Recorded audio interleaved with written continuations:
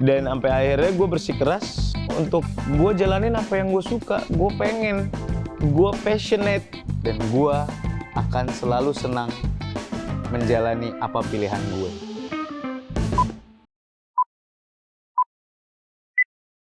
Gudang Garam Signature, rasakan nikmatnya hidup.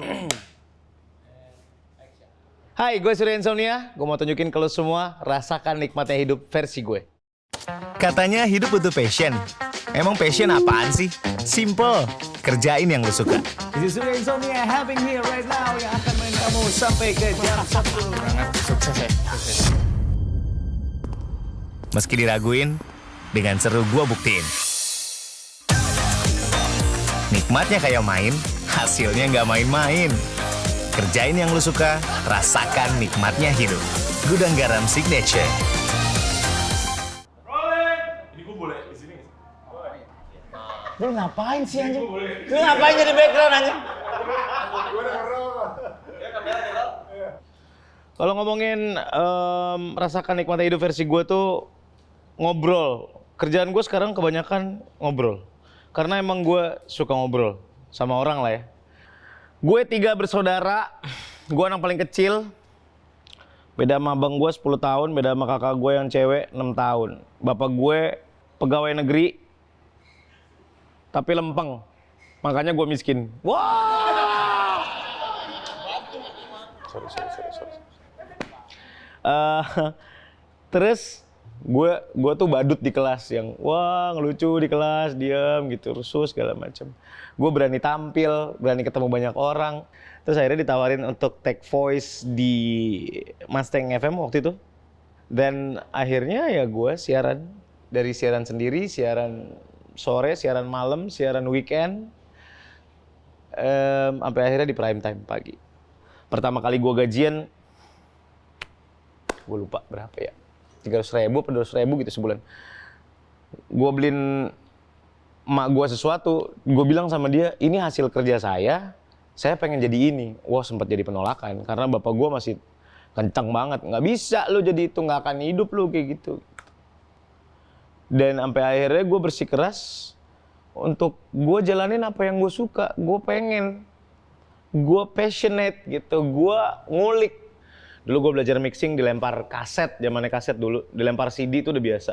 Dipangku sama instruktur gue tuh untuk megangkan, kita harus multitasking banget di sini ngelihat interaksi sosial media, di sini playlist, di sini mixer, out of the feather semuanya gue yang mixing sampai di broadcastnya jadi bagus gitu.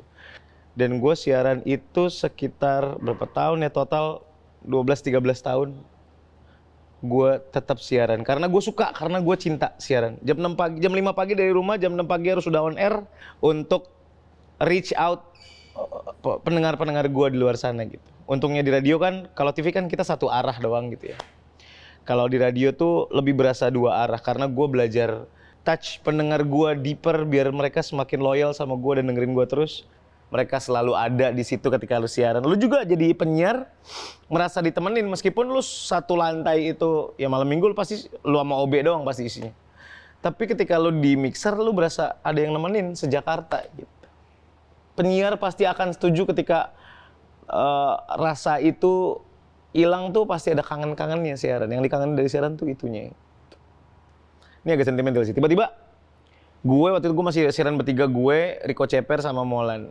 Ada tiba-tiba ada pendengar gue, Kak Surya, Kak Molan, Kak Riko, gue mau ke studio ya, gue mau hire kalian jadi MC nikahan gue, dia bilang gitu. Oh iya gitu, kita nyaut doang di on air. Ternyata besokannya beneran dia datang, iya guys, gue pengen kalian jadi MC nikahan gue. Kita udah biasa ya, kita pikir di Manggalawana Bakti kali ya, di mana lah gitu, orang-orang yang kebanyakan duit aja gitu. Kapan acaranya, tanggal sekian, di mana? Di Arab Saudi. Gimana? Di Saudi. Di Saudi. Iya, nanti sekalian aku bayar, terus sekalian umroh. Nanti aku bayarin semuanya gitu. Habis itu ini seriusan nih orang nih gitu. Kayak berangkat loh kita. Umroh lo kita gara-gara dia. Keren. So ada yang ngirim SMS, waktu gue inget banget, SMS, Gue akan kasih hadiah spesial buat kalian kalau Surya nyanyiin lagunya Oasis Wonderwall. Karena gue emang sering akustikan gitu di sambil siaran gitu, ada segmen-segmennya gitu. Surya bawain lagu ini dong, nanti gue kasih hadiah spesial. Oke gitu. Kita pengen tahu nih hadiahnya apa. Udah selesai, oke tunggu ya hadiahnya. Jeng jeng. Susah disebutkan. Ada nama lo di badan seseorang. Dia foto toples gitu, ada ada tulisan nama lo di situnya pakai lipstick gitu. Kalau nggak salah yang waktu itu yang ngirim satpam komplek apa ya? Wah itu anjir situ, wah dilihat, dikirimnya lewat email gitu. Nih gara-gara ginian nih bablas nih gue ngomong nih. Jadi gue melihat dari situ bahwa segitunya loh attach-nya kita sama pendengar atau bahkan pendengar sama pendengar. Kalau sekarang, menurut gue yang dilihat adalah followersnya dulu, yang nggak di radio doang sih. Di TV juga banyak yang followersnya banyak tapi belia. Beruntunglah anak-anak sekarang bisa mixing sendiri, bisa marketingin sendiri, bisa taruh value lu berapa sendiri. Jauh lebih enak, lu nggak perlu kerja buat orang lain. Gue 12 tahun lebih siaran kerja untuk orang lain, digaji bulanan, sampai akhirnya gue memutuskan berhenti di tahun 2021, I think, terakhir sama Gofar di Hard Rock FM. Akhirnya gue memutuskan untuk berhenti siaran. Itu dari 10 tahun fixed income yang gue dapatkan, akhirnya gue harus keluar dari zona nyaman itu. Gitu.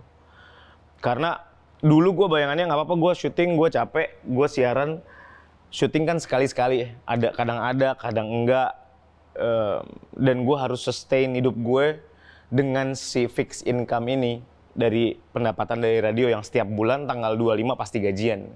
Sampai akhirnya gue tinggalin, berat sih, berat banget karena bukan hanya masalah uangnya, dari rumah menuju ke radio station, buka pintu studio, nyalain monitor mixer, sampai akhirnya lo on, itu ada sensasinya sendiri, beda.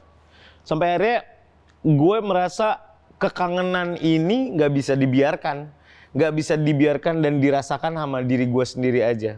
Sampai akhirnya ada podcast pertama kali di Indonesia, ada podcast platform masuk ke Indonesia, mulai expand ke Indonesia, dan gue ketemu teman-teman gue yang penyiar juga, gue Darto penyiar, Angga Nggok penyiar juga di iRadio.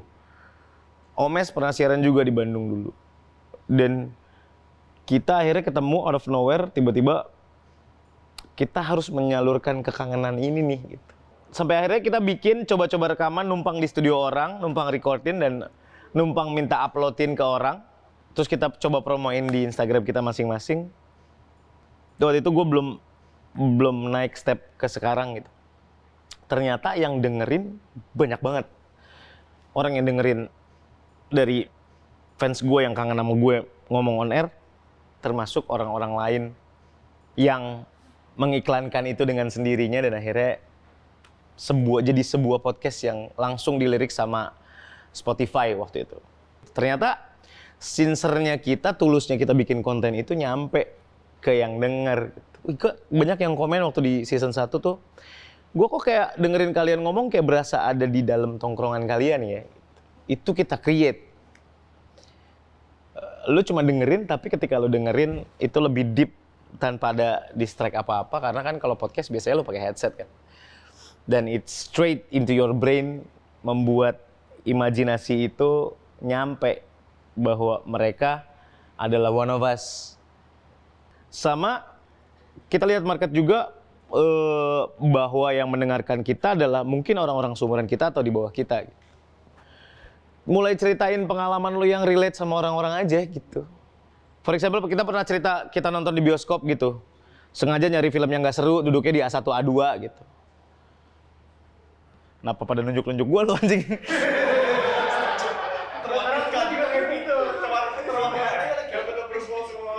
It is. Iya kan semua orang pasti pernah gitu. Ya gue nggak tahu ya, cuman rata-rata pernah lah ya nyari film yang nggak rame, duduknya di A1, A2 gitu.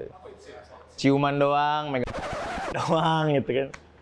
Dan itu terjadi gitu, yang kayak gitu tuh menarik buat mereka, sekalian mereka reminiscing muda dulu gitu. Gue selalu pengen memberikan sesuatu dalam sebuah, ya katakanlah gue interview orang gitu ya, no matter orangnya siapa, tapi gue selalu lihat perspektif berbeda.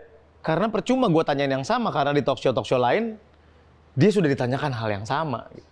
Sama kayak lo ketemu band idola lo, Niji gitu, datang bawa single baru, bawa album baru, terus lo masih nanya, kenapa sih nama bandnya Niji? Tolol namanya itu. Itu udah ditanyain dari dia album pertama keluar belum ngetop anjing gitu. Ngapa lu tanya lagi? Yang itu dihapus deh, yang itu di-cut. Ya gue suka sebel sama repetisi-repetisi yang nggak penting gitu. Sama aja gitu. Masih banyak yang bisa dikulik dari orang itu gitu. Itu sih. Jadi kalau dibilang podcast nggak akan kehabisan topik, bener adanya.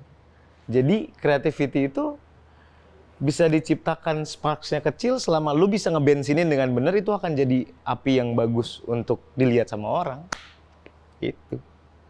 Jadi mungkin bisa terjadinya podcast Mas Asia sampai sekarang tuh gara-gara sincernya kita emang tulus pengen bikin konten aja gitu.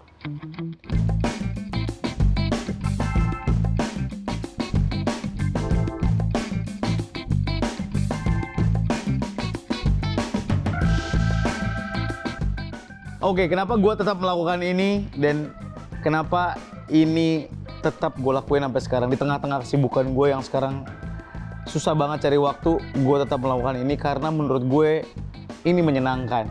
Gue selalu bisa menempatkan diri gue as a producer, as a talent, as a podcaster, as a marketing, as a commissioner of my own company.